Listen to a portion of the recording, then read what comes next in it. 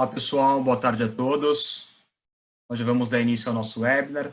Eu peço para quem já estiver conectado que mande aqui no chat para a gente se está nos ouvindo bem, se está tudo certo com o vídeo. Em instantes daremos início ao nosso webinar então. Obrigado, Desirê, Davi, está vendo tudo certo por aqui? Perdão, gente.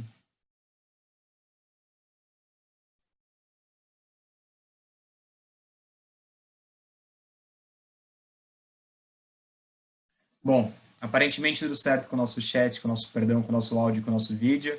Vamos dar início então ao nosso quarto webinar da série de gestão de carbono. Bom, para quem não me conhece, pessoal, meu nome é Bruno Vates Arpelon, sou diretor da área de inovação e tecnologia da Câmara Brasil-Alemanha. Para mim é um grande prazer poder apoiá-los e apoiar o Comitê de Sustentabilidade nessas iniciativas que vêm sendo realizadas. Vou falar um pouquinho mais para vocês daqui a pouco sobre o que é o Comitê de Sustentabilidade. Mas antes disso, pessoal, até um breve alinhamento conceitual explicando o que é Câmara Brasil-Alemanha. A Câmara Brasil-Alemanha é uma associação de empresas que faz parte do governo alemão. Hoje nós estamos presentes em mais de 90 países com 140 escritórios. Ao redor do mundo nós temos o objetivo de promover a cooperação bilateral com a Alemanha e o país que essa Câmara se estabelece, no nosso caso o Brasil, e também promover o desenvolvimento local das empresas alemãs. A Câmara Brasil-Alemanha de São Paulo tem 103 anos de atuação. Hoje nós contamos aí com 800 associados que representam mais ou menos 10% do PIB industrial brasileiro. Isso mostra até um pouco do DNA da Alemanha, né, de como é que é o perfil das empresas alemãs. E a Câmara de São Paulo tem 3 principais frentes de atuação: a parte de negócios internacionais, sustentabilidade e inovação e tecnologia. E nessa área de sustentabilidade, pessoal, nós contamos com um comitê de sustentabilidade. Esse comitê de sustentabilidade, ele é liderado pelo Manfredo Rubens, CEO da BASF aqui no Brasil. E esse comitê de sustentabilidade tem como objetivo, participam dele diversos CEOs e presidentes de empresas alemãs, com o objetivo aí de buscar projetos de interesse comum entre as empresas e também promover melhores práticas relacionadas à sustentabilidade. E por meio desse comitê que nascem alguns grupos de trabalho. O grupo de trabalho principais são o grupo de trabalho ambiental e econômico, e a partir desses grupos de trabalho, pessoal, nós definimos um projeto que seria a criação dessa série de webinars sobre gestão de carbono. Então, como eu falei, nós estamos no nosso quarto encontro, nós já tivemos um encontro que falou sobre governança, estratégia e metas, um outro encontro falando um pouco sobre a parte de precificação, o terceiro encontro trazendo algumas melhores práticas, que no caso foi a Fazenda Verde da Mercedes, e hoje nós vamos falar um pouco sobre cadeia de fornecedores. E, pessoal, para que a gente possa discutir sobre esse tema, então, nós temos 3 convidados. Então, nós temos a Flávia Devonik, a Rafaela da BASF e também o João da Volkswagen. Vou pedir a todos que se conectem aqui para que possam se apresentar. Olá, Rafaela. Oi, João. Oi, Flávia. Oi. Boa tarde a todos. Obrigado por ter aceito o nosso convite. Para nós é um grande prazer tê-los aqui conosco. E, obviamente, pessoal, estou falando bastante aqui, mas é importante deixar claro que essa atividade é uma atividade do grupo de trabalho ambiental ligado ao Comitê de Sustentabilidade da Câmara Brasil-Alemanha. Então, eu tenho o prazer, como Câmara, ser o host, vamos dizer assim, desse projeto, mas é um projeto, de fato, realizado pelas empresas e para as empresas. Então, para que a gente possa começar, então, o nosso webinar, eu vou passar a palavra para a Flávia. Tem um único recado que eu esqueci de dar, que é o seguinte, pessoal. Eu peço que quem tiver dúvidas, perguntas, ou queira que a gente se aprofunde em algum tema, manda para a gente pelo Q&A, pelo QA, que tem embaixo aqui da tela, que é Question Answers, de perguntas e respostas, que é a forma mais fácil que a gente tem também de fazer a gestão de todas as dúvidas que vocês tenham. E os colegas também podem votar nas perguntas que tiverem mais interesse. Então, se a gente tem um volume muito grande de perguntas também, a gente consegue privilegiar por meio desses votos. Então, convido vocês desde já a participar do Q&A, só para vocês entenderem. Teremos agora a apresentação da BASF, da Volkswagen, não nessa ordem, e a partir daí nós abriremos para perguntas do público. Então, mandem desde já as perguntas, não esqueçam, e no final a gente resgata tudo isso. Flávia, parei de falar agora, passo a palavra para você. Obrigado. Obrigada, gente. Eu sou a Flávia Benatti, trabalho na Evonik, sou coordenadora de processos e compliance de procurement para o time de indiretos. e vou apresentar aqui junto com a Rafaela a iniciativa TFS. Antes de fazer a apresentação do TFS, eu queria fazer uma breve apresentação da Evonik. Então, eu vou compartilhar com vocês a minha tela.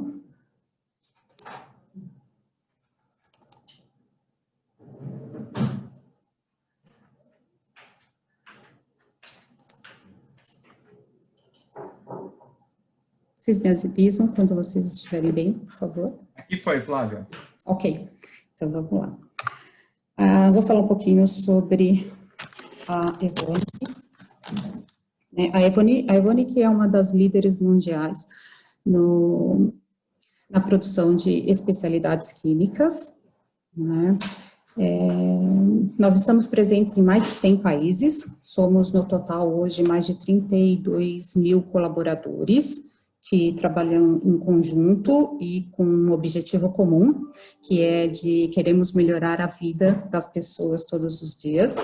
A Evonik, ela vai além da química na criação de soluções inovadoras e rentáveis e sustentáveis para os seus clientes.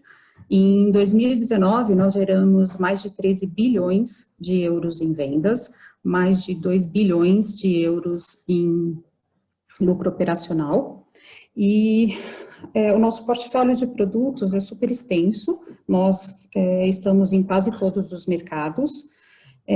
Aqui eu posso destacar para vocês alguns mercados, como nós fazemos a produção de produtos para a indústria automobilística, para a produção de pneus, para a indústria farmacêutica, para a construção civil e a indústria de tintas.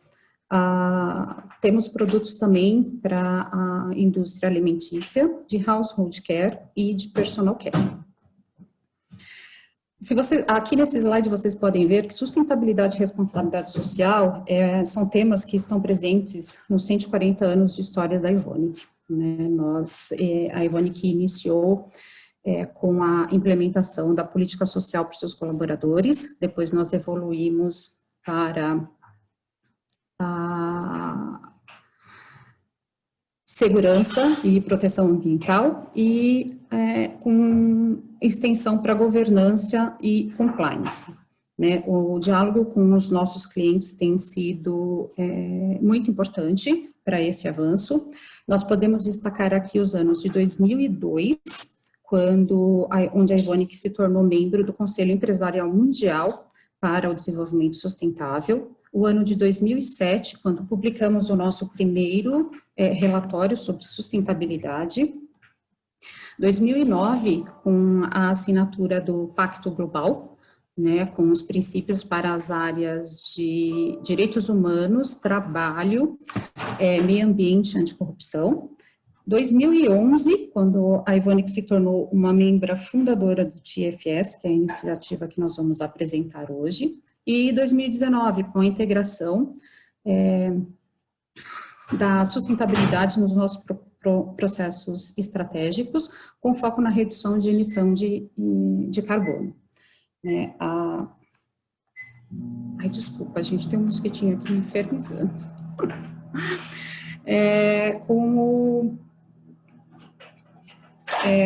Em concordância, né, com os targets de desenvolvimento sustentável global, a Evonik criou algumas metas para os seus processos, com foco na estratégia e crescimento, governança e compliance. Aqui a gente pode colocar que Ai, desculpa. Gente, desculpa. Desculpa, gente. A parte de governança e compliance, aí aqui a gente destaca a inclusão de mulheres no primeiro e segundo nível de gerenciamento, Nós temos também a cadeia de valores e produtos, onde a gente espera ter 100% dos nossos fornecedores de matérias-primas avaliados ou auditados pela iniciativa TFS. A Evonik desenvolveu metas também para a parte de meio ambiente, onde a gente entra aqui com a redução da emissão de carbono, para a parte de empregados e de segurança. Aqui eu apresento para vocês os resultados que nós alcançamos já dessas metas, né, em 2019, e o que a gente vai continuar, vai ter a continuidade de 2020 até 2025. Então, no que se fala de avaliação e auditorias do TFS, a nossa meta a todo ano são sempre de, no mínimo, 20 fornecedores avaliados. Em 2019, nós conseguimos 26. Nós conseguimos também os assessments ou a participação de fornecedores na iniciativa. A nossa meta eram de 80 assessments para a iniciativa e nós ultrapassamos em 2019, nós chegamos a 100 assessments.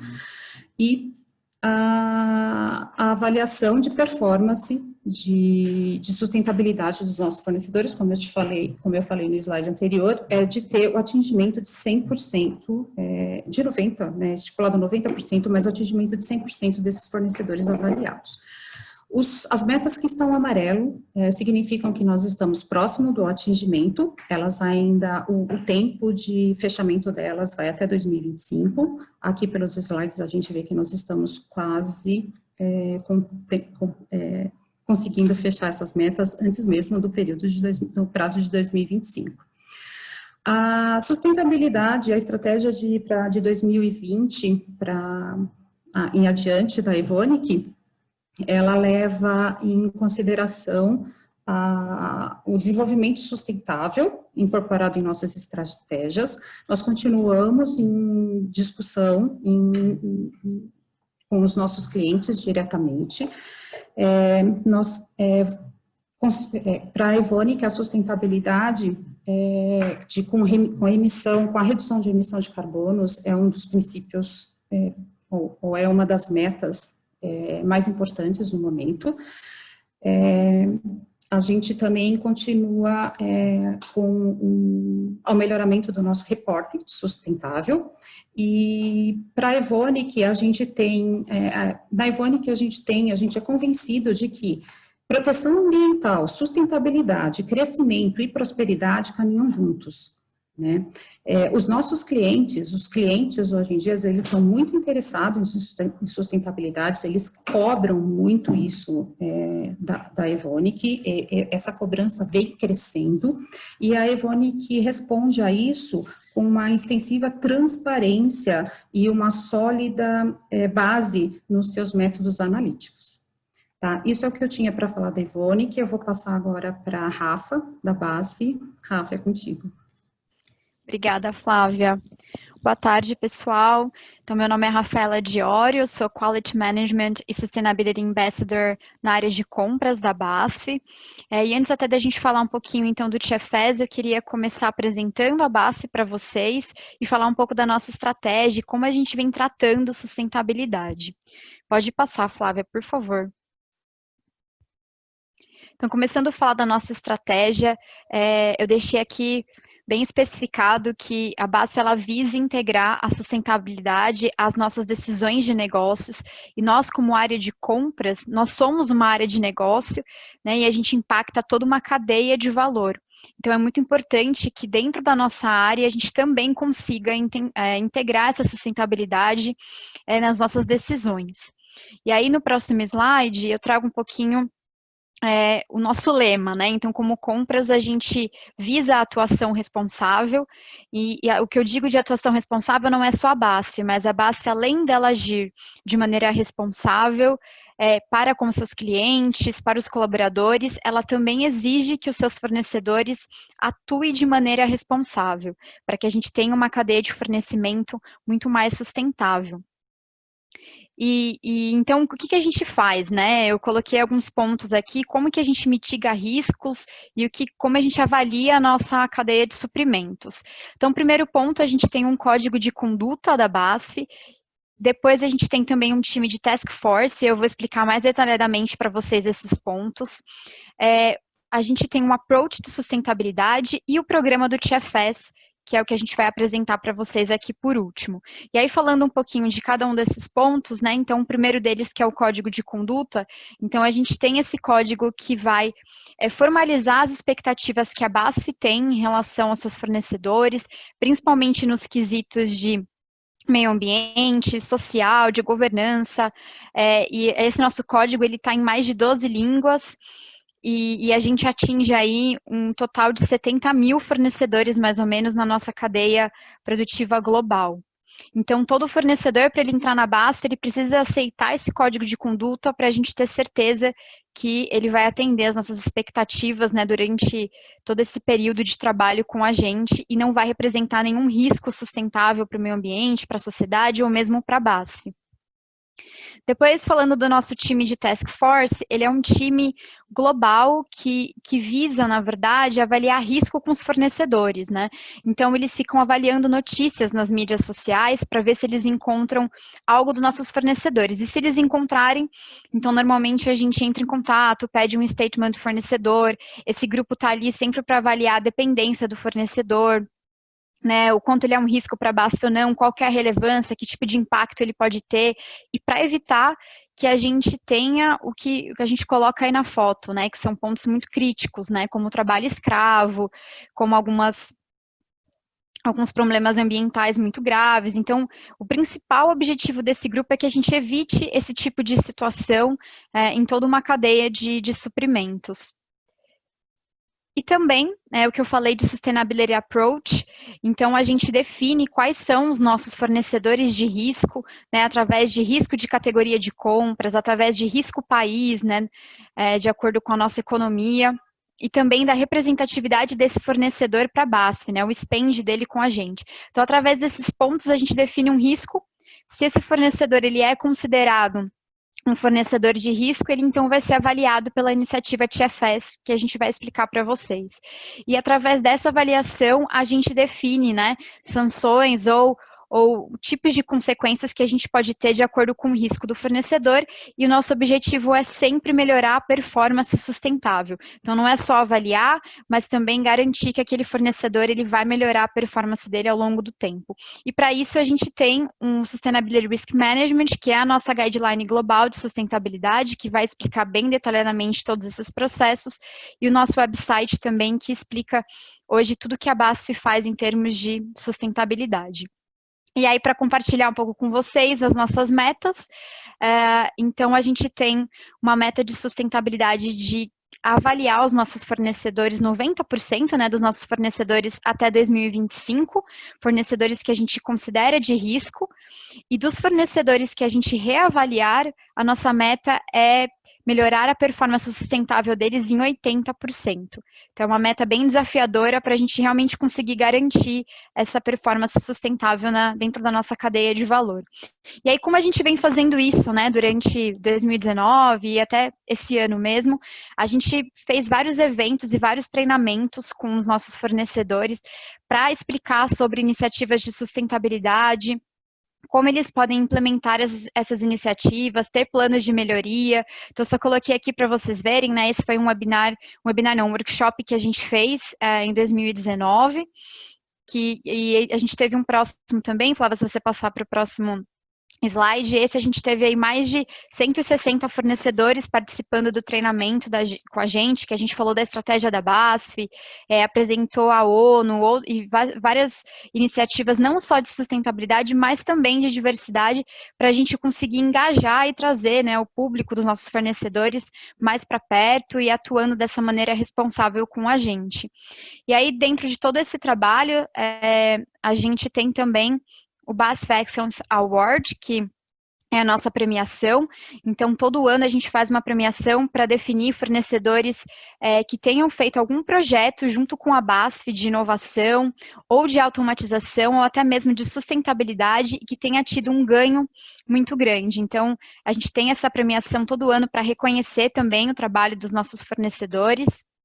Esse ano a gente não conseguiu ainda fazer muitos eventos presenciais por conta da pandemia, mas para que a gente não perca esse processo, a gente está fazendo diversos webinars online. E com isso, a gente teve o prazer de receber o prêmio de companhia mais sustentável do ano aqui no Brasil, justamente por todas essas ações que a gente vem fazendo na cadeia de suprimentos e até em desenvolvimento sustentável dos nossos produtos. E aí, pela revista Exame, a gente conseguiu esse prêmio de ser a empresa mais sustentável do ano de 2019 no Brasil. Então, é isso que eu queria compartilhar com vocês aqui da BASF. E agora acho que a gente já pode, né, Flávia, começar a falar do principal, que é a iniciativa do TFS. Agora nós vamos falar do TFS, que é Together for Sustainability, que é a Iniciativa Química para a Cadeia de Suprimentos Sustentáveis. Como eu falei para vocês, o TFS é uma iniciativa conjunta de empresas químicas que foi fundada em 2011, com 6 empresas. Ela tem como foco a promoção de práticas de sustentabilidade na cadeia de suprimentos, da indústria química. Atualmente, o TFS reúne 26 empresas. Nós iniciamos com 6 em 2011 e hoje nós já estamos em 26, em torno de um único objetivo. O nosso objetivo é um padrão de auditorias e avaliações. Então, os números de TFS de 2011 a 2018, nós já tivemos 14 mil avaliações que foram conduzidas e compartilhadas sobre o programa TFS.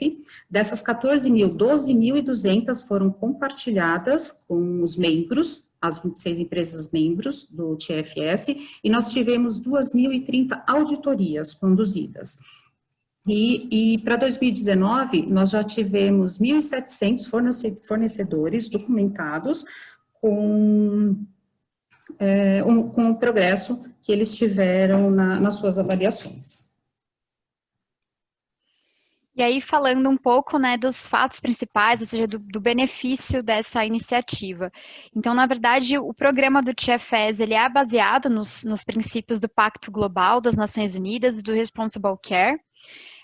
O principal objetivo, como a Flávia falou, é a gente ter avaliações unificadas, né, e padronizadas de sustentabilidade, tanto por formulários de autoavaliação quanto por auditorias, e conseguir melhorar e conduzir, né, melhorar todo o desempenho sustentável da cadeia de suprimentos como um todo. Então, quanto mais membros a gente consegue trazer para a iniciativa, mais a gente consegue ir fechando o círculo, né, e fazendo com que com toda a cadeia de suprimentos melhore a sua performance. Que mais que a gente tem aqui? Como a Flávia falou, é uma indústria, é para as indústrias químicas, né, então as empresas que participam hoje são indústrias químicas. A gente tem uma cobertura global, então, seja, cobre aí toda a Europa, Estados Unidos, Brasil, China, Japão, a gente consegue cobrir também toda a parte da América do Sul, e a gente tem 26 membros hoje, né, mais atualizada, a gente tem 26 membros participando com a gente dessa iniciativa. Quais são os benefícios de você fazer parte da iniciativa TFS? Para os nossos fornecedores, são que eles vão receber informações valiosas sobre o posicionamento deles nos aspectos sustentáveis. Eles vão poder, eles identificam oportunidades de melhoria de sustentabilidade através das avaliações e das auditorias. Eles podem exibir esses resultados não só com os membros participantes da iniciativa, mas com qualquer cliente que eles desejam. Eles minimizam riscos associados aos requisitos de sustentabilidade, eles alcançam uma melhor eficiência no compartilhamento com muitos clientes ao mesmo tempo, através da plataforma que a gente utiliza, e ele economia tempo e recursos, porque ele evita várias auditorias. Como eu disse no primeiro slide, o foco aqui é você ter uma única auditoria e uma única avaliação compartilhada com todos os membros. De negócio de oportunidade para os nossos fornecedores, eles podem fortalecer os relacionamentos com clientes a longo prazo e eles podem abrir oportunidades de negócio com fornecedores responsáveis. Muito bom. Aqui nesse slide a gente colocou alguns membros, né? Então, vocês conseguem ver todos os membros que estão participando com a gente da iniciativa hoje. A gente tem em torno aí de um faturamento global de 424 bilhões de euros entre essas companhias que são membros do TFS e de 282 bilhões, né, em gastos com essas companhias membros do TFS também, mas para vocês terem uma ideia aí do tamanho, né, e da magnitude que a gente tem como grupo dessas indústrias químicas. A estratégia do TFS de 2020 a 2025, com base nas suas realizações, ela deve aproveitar a oportunidade para evoluir e se unir como uma comunidade, utilizando os ativos valiosos e padrões elevados já criados. Ela vai girar de medição para entrega de impacto positivo substancial na cadeia de fornecimento da indústria química, e isso através de uma maior ação colaborativa e extensão estratégica vital dos nossos mercados.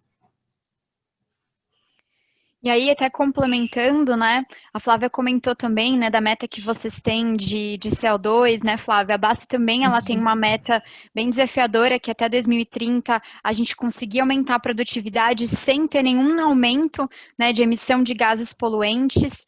A gente sabe que se a gente for pensar num contexto geral, o nosso governo, a nossa presidência tem aí o desafio de até 2030 também reduzir em 43% as reduções de gases poluentes. Então, é uma coisa constante, não é só isso, né, mas é o principal que hoje vem se falando em todas as empresas e como meta, e o TFS, ele ajuda muito em relação a isso, né, para que a gente garanta que não só a nossa empresa atinja essas metas, mas que toda a cadeia, exatamente, que toda a cadeia consiga entrar nesse mesmo fluxo e ser, né, e compartilhar com a gente dessa atuação responsável. E aí a gente tem aqui, né, o porquê que você deve se juntar à iniciativa, então acho que eu dei um resuminho aí de uma forma mais clara dos porquês, dos benefícios que a Flávia comentou também dentro da cadeia de fornecimento. Então a gente precisa, eu acho que é uma coisa que o mundo no geral vem demandando das empresas, né, como sociedade, como meio ambiente, a gente precisa atuar e muitas vezes quando a gente fala de... Oi? Rafa, desculpa. Começou antes do que eu queria. Não, é porque entrou o vídeo do TFS. Por que você deve se juntar a nós? Para mim não começou o vídeo aqui ainda. Talvez a gente esteja com um atraso, será? Pode ser que a gente esteja com atraso, mas pode colocar o vídeo, então. Só por um pouquinho.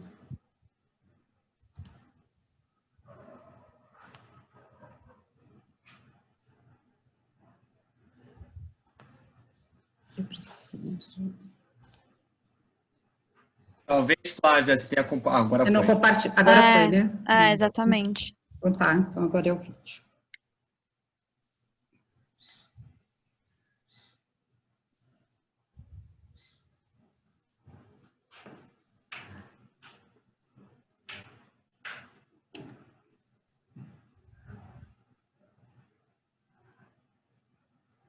Eu não sei se o som tá saindo para o pessoal, porque eu não consigo escutar o som do vídeo.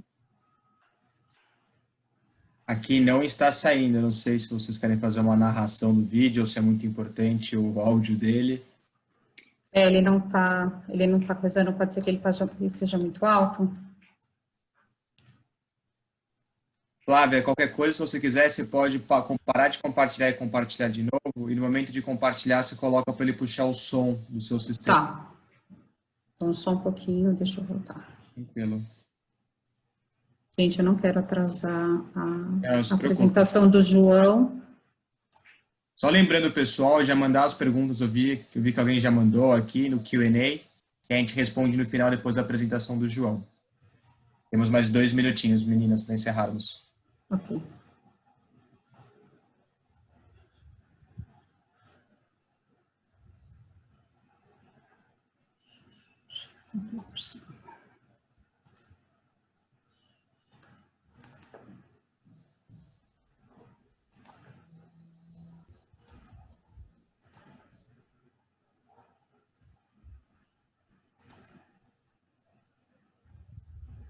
Deixa eu só começar. Olha, pior que continua sem o som. Vocês... Óbvio. Agora? Agora Ok. sim. Oi.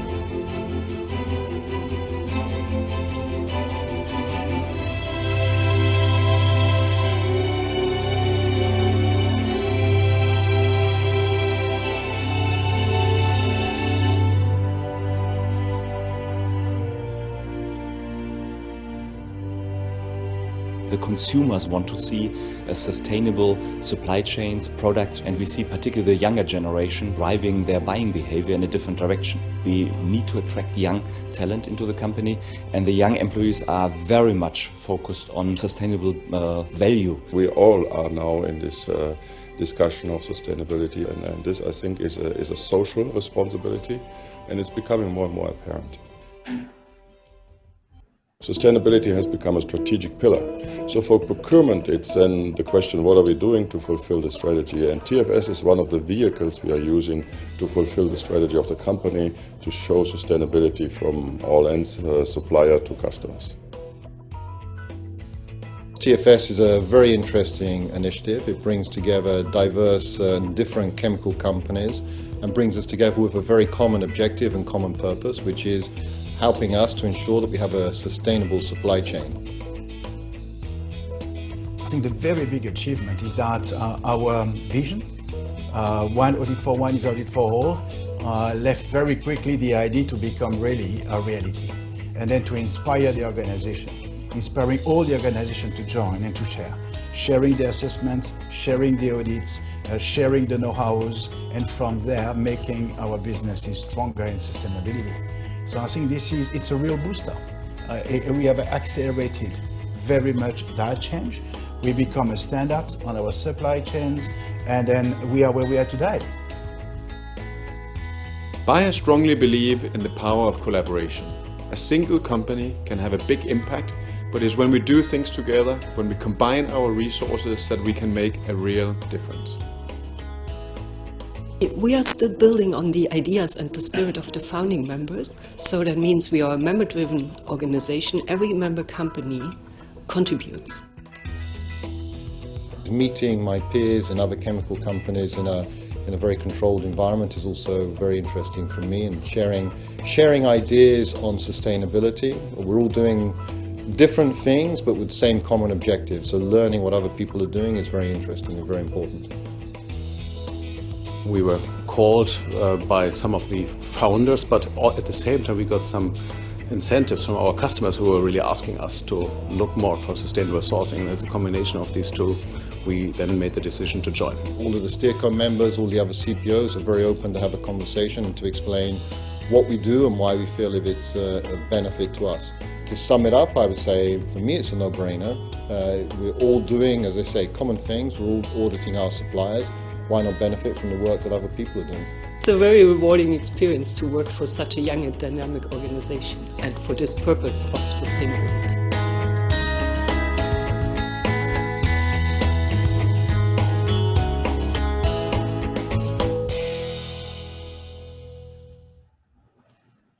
É isso, gente. Eu vou passar agora para o João, para ele poder fazer a apresentação dele.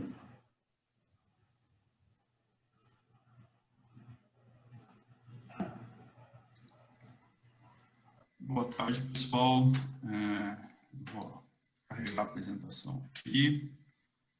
A hora que vocês conseguirem ver minha tela, peço por gentileza que me avisem. Tá aqui na tela, João.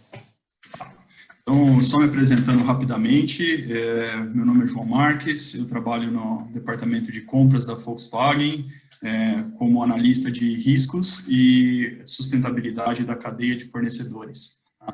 Eu vou inverter um pouco a ordem das meninas aqui e vou falar primeiro da iniciativa, da Drive, e depois eu entro um pouco no mundo da Volkswagen e por que isso é importante para a gente. Tá?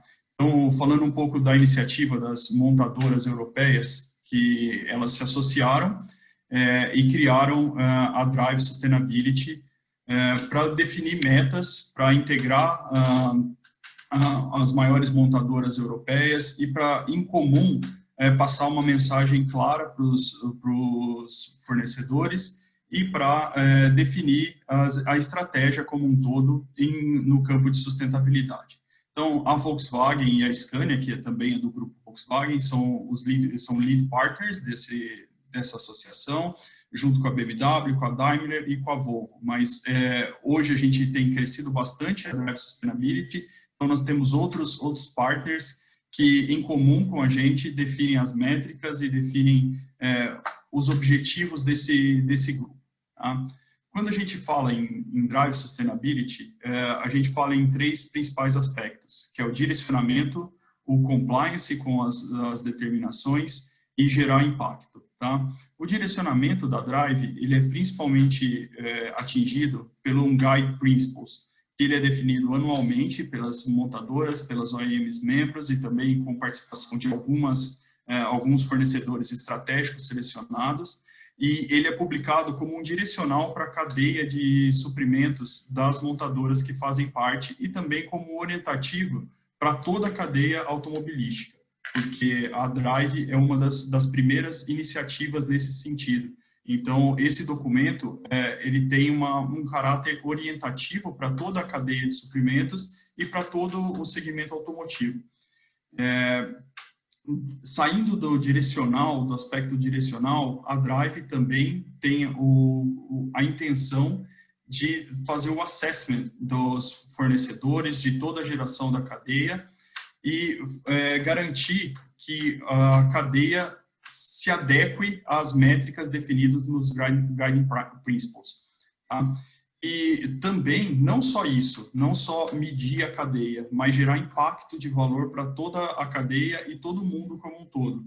Então, para isso, a Drive, ela dá cursos, ela dá orientações em todo mundo. Ano passado, nós tivemos uma apresentação aqui no Brasil, um One Day Training com mais de 100 fornecedores.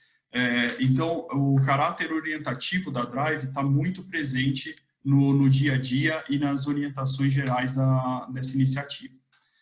Aqui eu vou destacar especialmente a determinação de compliance e de SAQ, porque é onde atinge mais a cadeia de fornecimento, que é onde as montadoras conseguem medir e orientar a sua cadeia. E como isso é feito? Primeiro, é feito por meio da coleta de dados, de informações. Hoje, toda essa informação, ela é colhida por uma plataforma parceira da Drive Sustainability, que é a NQC, que é uma empresa inglesa de informática, e ela disponibiliza uma plataforma para que os fornecedores possam acessar esse site e apresentar toda a documentação e todas as respostas deles através de um Self-Assessment Questionnaire. Tá? A própria NQC, numa segunda etapa, faz a validação e a análise de toda essa documentação juntada. Então, o fornecedor vai fazer um self-assessment, vai declarar quais são os elementos de governança, quais são os elementos ambientais dele, e a NQC vai fazer a validação e a análise disso. E vai devolver para o fornecedor e para a OEM, que também tem acesso a essa plataforma, os indicativos e as orientações de improvement que esse fornecedor deve adotar. Então, a própria plataforma, ela é em formato circular, porque ela coleta os dados, ela valida os dados e analisa, e ela aponta os improvements, que vão ter que ser apresentados novamente para que seja validado e analisado até o fornecedor ter o nível de sustentabilidade de excelência, né? Hoje, essa plataforma está disponível em mais de 13 línguas, então o mundo inteiro pode acessá-la e pode ter essa orientação da NQC, e nós já atingimos mais de 35 mil fornecedores desde que essa plataforma está implantada. Então, hoje, essa plataforma no grupo Volkswagen, ela é usada por todas as marcas e regiões, né? E aí a gente está falando de Audi, de Porsche, da própria Volkswagen, das marcas de caminhão, a MAN aqui, Volkswagen Caminhões e Ônibus no Brasil, a Scania, o grupo Traton na Europa. Então, é uma plataforma realmente muito utilizada e muito orientativa para toda a cadeia de fornecimento automotivo.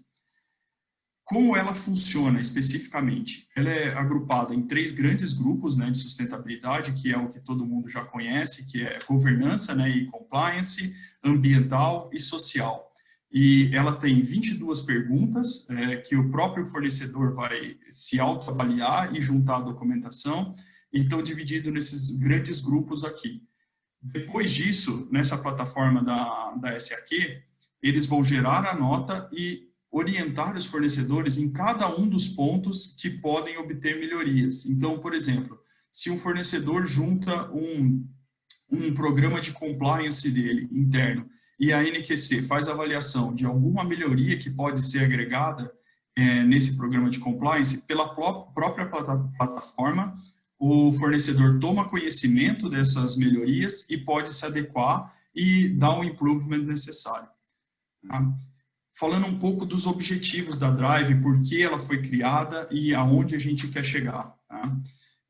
De 2020 a 2025, a Drive ela determinou, em primeiro, na cadeia de suprimentos, que todos os Tier 1s das OEMs deviam se engajar e, pelo menos, conhecer essa plataforma, conhecer as diretrizes gerais da Drive e, minimamente, cascatear isso para os seus Tier 1s. Tá? Então, é um atingimento no modo Walmart que a gente fala, de cascateamento das operações. E essa meta, para 2030, ela está ainda mais ambiciosa, que é que a sustentabilidade se torne um fator decisivo na nomeação de novos fornecedores.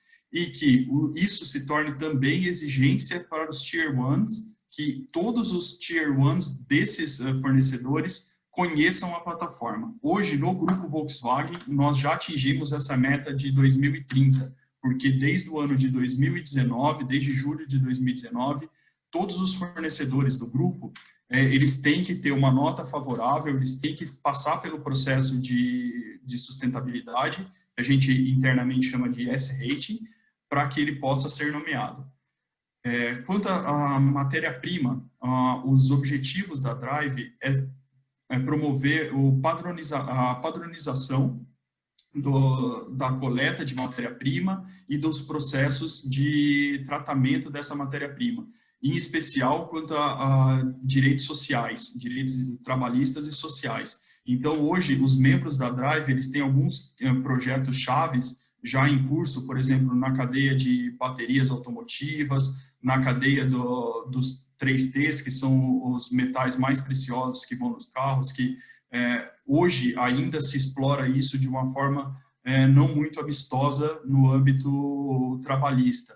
E está sendo feito um grande esforço por parte dessas montadoras que compõem a Drive para que isso tenha uma padronização e que só se trabalhe com fontes fidedignas e confiáveis de matéria-prima. Para o ano de 2030, a ideia é que esses projetos iniciados agora, entre 2020 e 2025, sejam totalmente rastreáveis e que as cadeias de matéria-prima sejam totalmente analisadas e conhecidos os aspectos desfavoráveis delas e que os fornecedores comecem a tratar essas fontes e cheguem no nível de sustentabilidade que está sendo determinado no guideline da Drive Sustainability. Tá? Quanto ao workforce, é feito uma métrica todo ano a respeito de atingimento de metas dentro dos membros da Drive Sustainability e com a padronização, com a determinação das regras dessas OEMs, isso também é capotado para os Tier 1s. Tá? Então, todo ano isso é revisto, é feita uma reunião entre os membros para determinar se foram atingidas as métricas de trabalho, de condições de trabalho, e como está o avanço disso, não só dentro das OEMs, mas também em toda a cadeia produtiva. E aí, inclusive, também o ponto anterior que eu falei de matéria-prima. Para o ano de 2030, como meta, isso é exigência que todos os Tier 1s se adequem exatamente às mesmas normas das OEMs e que, a partir de então, capotem para a sua cadeia de suprimentos as exigências que hoje são feitas para eles. Então, é uma expansão aqui para que todas as métricas hoje definidas para a OEM sejam atingidas em toda a cadeia de suprimentos. Um ponto muito interessante, que é uma das chaves da Drive Sustainability, é o quarto ponto aqui, que é a neutralidade de carbono, porque isso não é muito fácil de se atingir, tá? Mas as metas são bastante agressivas e elas estão bastante alinhadas com as normas europeias de emissões. Então, a Drive, ela tem sido ouvida pelo Comitê da União Europeia, que trata da neutralidade de carbono. A iniciativa ela tem bastante contato com a Câmara Europeia para definir essas metas e também para controlar o avanço. Isso levou a criar as métricas necessárias para que em 2030 seja atingido os objetivos mínimos de emissão de carbono, que hoje já são lei na Europa e essa lei está sendo capotada para todas as regiões do mundo também. Tá? E, por fim, o último objetivo da Drive é incentivar a economia circular na cadeia automotiva, que hoje ainda é um tanto embrionária, mas nós já temos alguns projetos bastante bem-sucedidos. Por exemplo, na própria Volkswagen Caminhões e Ônibus no Brasil, nós temos remanufatura de peças e revenda de peças. Isso tudo teve o incentivo e o início dentro da Drive. E como meta mais ousada aqui para até 2030, é que todos os fornecedores relevantes e os stakeholders desses fornecedores tenham conhecimento dessa meta, do que é a economia circular e tenham projetos de incentivo disso. Tá? Então, eu queria aqui rapidamente, né, porque a Drive ela tem uma operação muito mais profunda que isso, mas eu queria passar essa imagem para vocês. E qual é o papel da Volkswagen hoje dentro da Drive? A Volkswagen, sabido, é a maior montadora hoje em número de carros no mundo, e falando só especificamente de compras e da cadeia de suprimentos, ela representa um turnover maior do que 200 bilhões de euros por ano em gastos dentro do grupo a respeito de procurement somente. Nós estamos falando de mais de 40 mil fornecedores e business partners, aqui falando de mundo. E nós temos fornecedores em 150 países. Então, a Volks, como um todo, é uma força mundial e uma organização muito centralizada. Então, a gente consegue atingir e conscientizar a nossa cadeia de suprimentos top-down. Então, a intenção da Volks aqui é realmente mudar a cadeia e levar as iniciativas e os objetivos da Drive para toda a cadeia de fornecimento, da matéria-prima ao Tier 1. E a gente conta com isso para que a Volks possa atingir as ODS determinadas pela ONU, em especial a redução da pobreza, as melhores condições de trabalho e, obviamente, o meio ambiente, né? Eu passei um pouco rápido, mas a ideia geral de apresentar a Drive para vocês era essa. O material depois a gente vai disponibilizar, então tem muito mais conteúdo aqui, inclusive de treinamentos diversos. E quanto à Volkswagen também, a gente fica à disposição se tiver qualquer esclarecimento. Muito obrigado, João. Me conectando aqui de volta. Pedi também que a Rafaela também se conecte, a Flávia.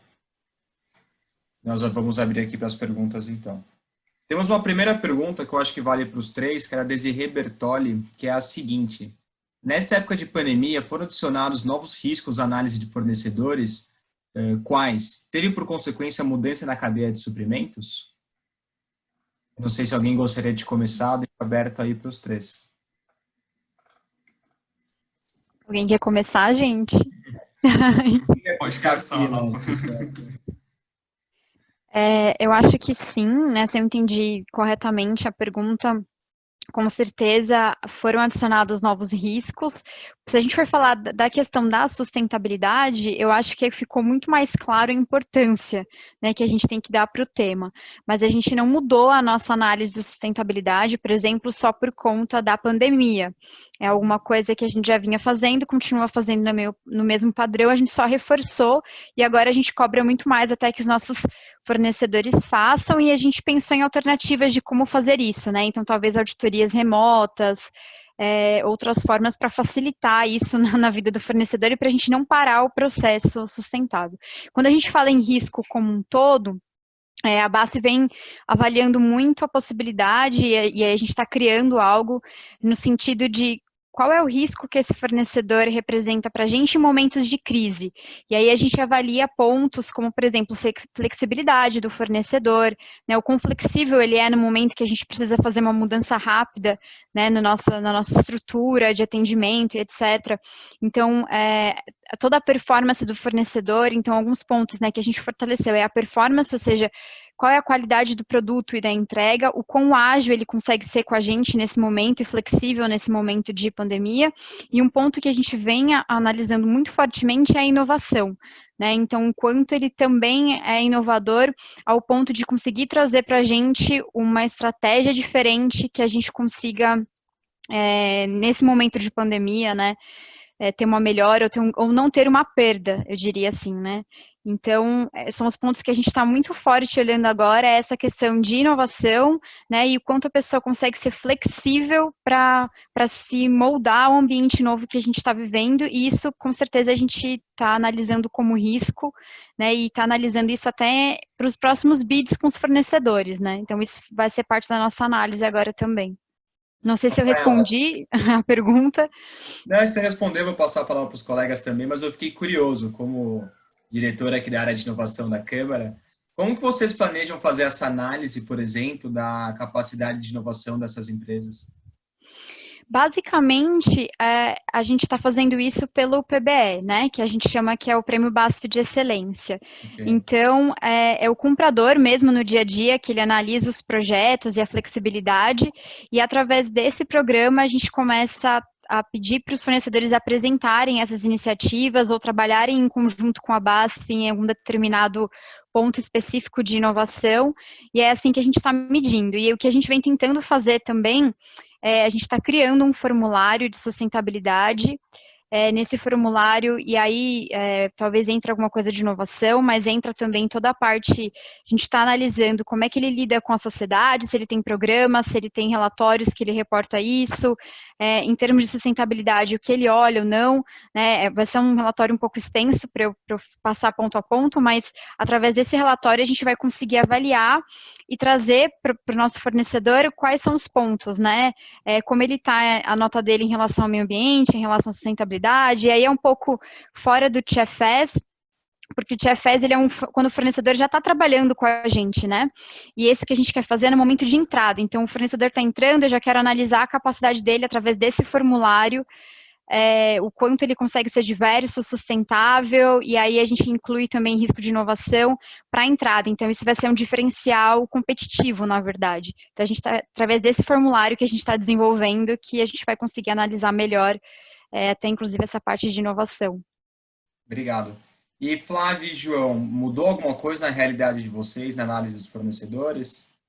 É até interessante essa pergunta no âmbito da Drive e da Volks, porque a Drive estava discutindo a alteração do self-assessment, das questões do self-assessment, desse approach, quando começou a pandemia. Então, foi dado um passo atrás, foi revisto tudo isso, atrasado a inserção do SAQ 4.0 no sistema, até para a gente rever o atingimento de metas e como iria se comportar. Então, sim, isso acabou pegando muito forte agora no meio dessa pandemia, está sendo revista o Self-Assessment Questionnaire, para, inclusive, ter questões mínimas, tem muita coisa acontecendo e sendo discutida, por envolver 10 montadoras, é uma discussão profunda, então leva tempo, mas isso está sendo feito, e também mudamos outros aspectos, né? Aqui falando um pouco de avaliação de risco também, isso que a Rafaela falou é muito verdade. A gente mudou um pouco o olhar para o nosso fornecedor e tá procurando estar mais próximo dele. Eu acho que se a gente, até uma discussão que a gente tem no grupo de trabalho, se a gente tem que enxergar alguma coisa boa, é que todo mundo entende um pouco melhor depois dessa pandemia, a importância da sustentabilidade, a importância da operação, e aqui sustentabilidade a gente fala desde o âmbito trabalhista até o âmbito ambiental mesmo. Então, tratar bem o seu colaborador, dar boas condições de trabalho, até conservar o meio ambiente, isso vem ganhando uma importância, foi um catalisador, né? O Covid foi um catalisador. Isso, obviamente, reflete nas nossas análises internas. No SAQ, na Drive como um todo, isso está sendo utilizado para a revisão das métricas que vão ser publicadas agora em novembro. Então, sim, isso é bem interessante e está sendo bastante observado. João, quando você fala de avaliação de fornecedores, o fornecedor fica um pouco com receio, né, de que essa avaliação ela seja exclusiva ou mesmo de penalidades, e não é isso, né? No TFS, mesmo nas avaliações que a Evonik faz, o conceito é você buscar ajudar o seu fornecedor a ele melhorar a sua atividade, a melhorar as ferramentas que ele tem, não só na parte de sustentabilidade, mas na parte de direitos humanos, na parte trabalhista, né? Então, as questões são voltadas para isso e a avaliação é voltada para isso. Então, não quer dizer que um fornecedor que teve uma avaliação baixa, tanto no TFS ou numa avaliação da Evonik, que ele vai ser excluído do nosso portfólio de fornecedores. Muito pelo contrário, é uma maneira da gente ajudar no crescimento dele. Inclusive, self-assessment, isso é muito interessante, né? Porque o caráter é realmente orientativo. O fornecedor vai falar para a gente, acho que tanto no TFS quanto na Drive, ele vai falar para a gente como ele se enxerga e as associações vão falar para ele, olha, você pode melhorar aqui, ali, e é um caráter orientativo, realmente.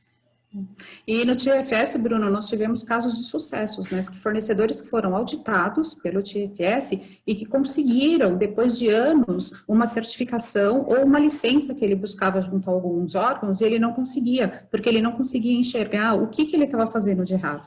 E a auditoria, o assessment do TFS, ele deu essa visão para ele.